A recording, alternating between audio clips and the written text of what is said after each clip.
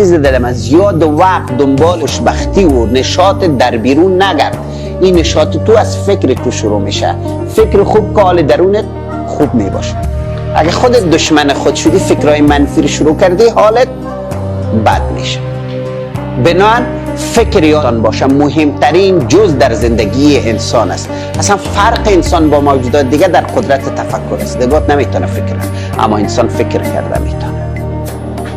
جمله میاندیشم پس هستم بارها شما شنیدین، یعنی اساس بودن ما به اساس اندیشه ماست. خب به این نتیجه میرسید که احساسات منفی از گونه افسردگی، اضطراب و خشم ناشی از حوادث ناخوشایند نبوده، بلکه ناشی از اندیشه شما درباره حوادث است.